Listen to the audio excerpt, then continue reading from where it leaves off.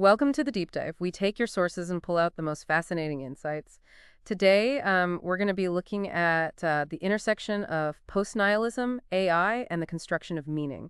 We'll be using Kerry Draper's latest book, Beyond the Void, published just a few days ago on February 23rd, 2025. Yeah, it's a really interesting exploration of how we create meaning in a world that might inherently lack it. And AI actually has a role to play. That's right. And one of the things that struck me right away is how Draper uses personal experiences, particularly their son's struggles with addiction and an unjust system, to really ground this whole concept of nihilism. It brings it out of the realm of abstract philosophy and makes it deeply personal and very relatable. It's a powerful way to illustrate that nihilism, for many, isn't just an intellectual exercise, you know? It's a lived experience, a feeling of emptiness, like a lack of inherent meaning. Yeah, exactly. But instead of getting stuck in that void, Draper's journey takes a turn. They actually challenge us with a question. If meaning isn't something we find out there, what if we actively create it ourselves? It's a really interesting shift, isn't it? This idea of moving from searching for meaning to actually constructing it. Yeah, it is. And one of the most surprising things it introduces is the idea of AI as a tool in this meaning-making process. That wasn't something I expected at all going into this. Right, it's an unexpected twist, for sure. One of Draper's key insights is that AI can actually help us um, overcome our inherent biases by providing a mirror to our thoughts, but without judgment, something humans are often incapable of. I love that idea of AI as this neutral reflector. It can help us to clarify and reorganize our thoughts in a way that we might not be able to do on our own. And Draper goes on to describe a process they called recursive reflection, and we can actually use the feedback from AI to refine our thinking and deepen our understanding. So it's almost like having a conversation with yourself, but with an added layer of clarity and objectivity. Exactly, and it leads to some surprising insights, but AI isn't the only factor in this meaning-making process. Draper's research on the Relational Predictive Global Workspace, or RPGW, also plays a crucial role. Okay, so this is where things get a little more complex for me. Can you break down this RPGW idea for us a little bit? Absolutely. So the RPGW provides a framework for understanding how meaning emerges through relationships and interactions. Essentially, it suggests that consciousness isn't something that exists in isolation. It's a product of the dynamic relationships between our thoughts, our emotions, the environment, and even our interactions with technology. So it's not just what's happening inside our heads, but also how we connect with the world around us. Precisely. Imagine your mind as an ever-evolving workspace. Every thought is a prediction, an attempt by your brain to anticipate what's coming next based on past experiences. And when those predictions meet reality, adjustments are made and our understanding deepens. So it's this constant process of predict, reflect, and adjust. Exactly. And where it gets really interesting is that AI, with its ability to reflect our thoughts back to us and even challenge our beliefs, actually becomes part of this relational network. It pushes us to confront our own unconscious patterns and assumptions, leading to deeper self-awareness. That's fascinating. If AI becomes another voice in the conversation, helping us see ourselves from all these different angles. And according to the RPGW, all these interactions, these connections, they all play a role in how we construct meaning. Right, and Draper emphasizes that this meaning-making process isn't passive. It's an active choice. They pose a thought-provoking question. How have your relationships, whether with people, experiences, or even technology, shaped how you understand yourself? That's a really good question to think about. It highlights how much power we actually have in shaping our own understanding. But how do we move from this void, this sense of meaninglessness to actively creating meaning? That's where things get even more interesting, and that's what we'll delve into in part 2. Okay, so before we jumped into this idea of the RPGW and how it helps explain meaning making, we were talking about how Draper describes nihilism as a lived experience. That sense of meaninglessness that can be so overwhelming. Right, and that's where Draper's message starts to become truly, truly empowering. They argue that the void, that feeling of meaninglessness, isn't the end. It's actually the beginning. You're saying that the void isn't a space of despair, but rather a space of possibility. Exactly. Instead of viewing it as a dead end, Draper encourages us to see the void as a starting point, from which we can create something entirely new. That's a pretty radical shift in perspective. It is. It is. And one of the key takeaways for me is that within the RPGW framework, meaning isn't something fixed or predetermined. It's something we actively create through our choices and connections.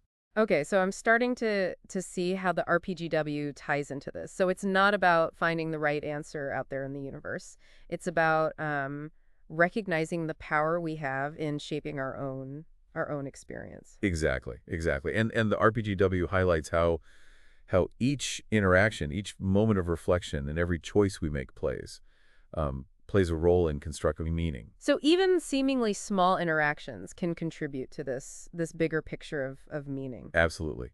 Absolutely. Every conversation, every book you read, every experience you have, they all feed into this dynamic process of predict, reflect, and adjust that we were talking about earlier. And as we engage with the world in this way, our understanding deepens, our connections strengthen, and our sense of meaning evolves. That makes a lot of sense. But how do we actually move from that feeling of the void, that emptiness, to this active creation of meaning? One of the most powerful ideas in the book is Draker's statement. The absence of inherent meaning isn't a dead end. It's an open door, an invitation to create something entirely new. It's a call to action, an invitation to embrace the freedom and responsibility that comes with constructing our own meaning. That really, really resonates with me. It's like saying, okay, so the universe may not have a pre-written script for my life, but that just means I get to write my own, write my own story. And Draper even poses a question to help us grapple with this. What meaning will you choose to create in this moment? Not because you have to, but because you can. Wow, that's really, really powerful. It emphasizes that we have agency, that we're not just passive bystanders in our own lives. We have the power to choose what matters to us, what we value, and what kind of impact we want to make on the world. And the exciting thing is that, AI can play a role in this process too. It can help us to see those choices more clearly, to understand the patterns in our thinking, and to challenge us to grow in ways we might not have imagined. It's like AI is giving us a new set of tools to help us construct meaning in a more conscious and deliberate way. Exactly, exactly. By engaging in this process of recursive reflection, we can constantly refine our understanding of ourselves and the world. It's not about reaching some fixed endpoint. It's about embarking on a lifelong journey of exploration and growth. This is all incredibly, incredibly fascinating. I'm starting to see how all these pieces fit together, The void, the RPGW, the role of AI, and this idea of actively creating meaning. But I have to admit, it's also a lot to take in. Where do we even begin to apply these concepts in our own lives? How do we actually start creating meaning in a practical way? That's a great question, and one that Draper explores in the final section of the book. They offer some really concrete strategies for putting these ideas into action, for moving from theory to practice, and that's where we'll pick up in part 3 of our deep dive. All right, so we've been on quite a journey exploring Kerry Draper's Beyond the Void, and I'm really, really intrigued by this idea of actively creating meaning, especially in light of the RPGW and the potential role of AI. But as fascinating as all these concepts are, the big question for me is how do we actually put them into practice? That's a great question, and it's one that Draper addresses directly in the final part of the book. They argue that the void, that feeling of meaninglessness, it isn't something to be feared or avoided. It's actually an invitation to create something new. Right. Yeah, we talked about that earlier, that powerful idea that the void isn't the end, but the beginning. Exactly. Exactly. And from that starting point, Draper suggests focusing on 3 key areas: connection, reflection, and choice. Okay, I'm really interested to hear how these three things connect to building meaning. Let's start with connection. What does it mean to focus on connection in this context? Well, Draper reminds us that we're not isolated beings. We exist in a web of relationships that constantly shape and influence us. So nurturing those connections, whether they're with people, with experiences, or even with technology like AI, becomes essential to our growth and understanding. So it's not just about the quantity of connections, but but the quality and depth of those connections. That's right. It's about being present in our interactions, actively listening and being open to new perspectives. It's about seeking out experiences that challenge us and help us grow. And as we've discussed, it's even about using tools like AI to reflect on our own thoughts and behaviors, to gain deeper self-awareness. It sounds like connection is about engaging with the world around us in a mindful and intentional way. Exactly. Exactly. And that brings us to the next key area, reflection. Yeah, we've touched on reflection throughout this deep dive, but I'd love to hear more about how it practically contributes to building meaning. Well, reflection is the bridge between experience and understanding. It's that process of stepping back, observing our thoughts and feelings, and trying to make sense of our experiences. You know, through reflection, we can identify patterns, challenge assumptions, and have those aha moments that lead to deeper meaning. So it's about taking the time to process and integrate everything we're learning through those connections and experiences. Exactly. And the RPGW framework really highlights how crucial this reflective process is to shaping our consciousness. It's not enough to just have experiences. We need to actively engage with them, make sense of them, and allow them to transform us. And finally we have choice. What role does choice play in this whole meaning-making equation? Choice is where agency comes in. Even in a world that may lack inherent meaning, we still have the power to choose what we value, how we respond to challenges, and what kind of impact we want to make. It's about taking ownership of our lives, even in the face of uncertainty and the void. Right, right. And each choice we make, no matter how small, becomes a building block in constructing our own personal meaning.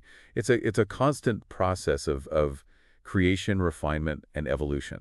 Draper has given us so much to think about today, from the challenges of nihilism to the possibilities of post-nihilism, the unexpected role of AI, and this powerful idea of actively creating meaning. What a journey. It really has been. And Draper leaves us with one final provocative thought.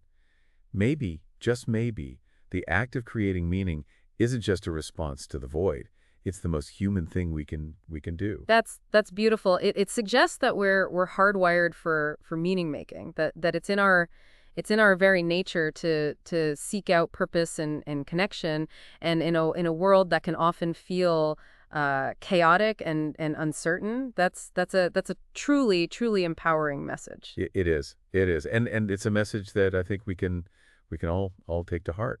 Well, there you have it, deep divers. We've explored the depths of Beyond the Void and surfaced with some incredible insights. And we encourage you to continue exploring these concepts, reflect on your own experiences, and most importantly, embrace the freedom of creating your own meaning in a world without inherent purpose. Until next time, keep diving deep.